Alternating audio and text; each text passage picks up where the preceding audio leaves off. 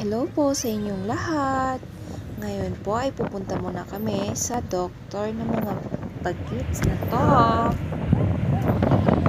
Kasama nga po namin dyan ang papa nila.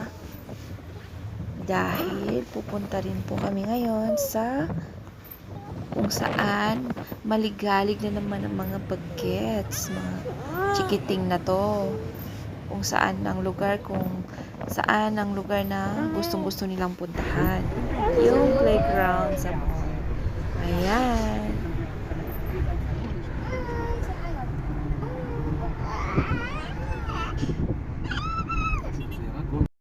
Hindi ko pala po na-videohan yung ganap namin doon sa loob ng hospital na yon kasi ayaw po ng mga doktor. So, ngayon, nandito na naman kami ngayon sa mall kung saan ang mga bulilit ay pinakamasayang araw nila ngayong araw. Yan, enjoy na enjoy sila.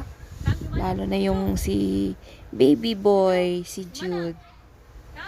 Kasi gustong gusto niya talaga yung mga bola. Ayan. Pumunta sila sa playground dito sa loob ng mall. Pati ako, nakipasok na rin. Kita niyo si Jude, gustong-gusto niya yung mga bola dyan. Ayaw na niyang umalis. Grabe itong bata na to. Iyak na iyak dahil umalis nga. Umuwi nga kami dyan at inalis namin siya dyan sa mga bola. So, ayan po ang ganap namin ngayong araw.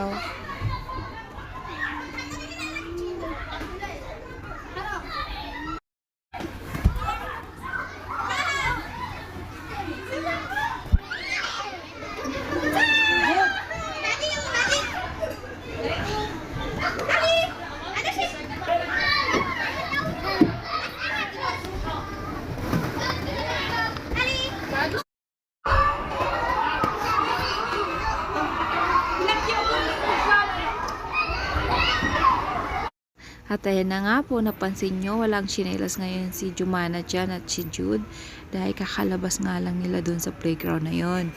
So, di na namin sila pinasuot dahil nga pauwi na rin kami. Ayan, nagutom ang maldita. Kaya, salamat sa panonood!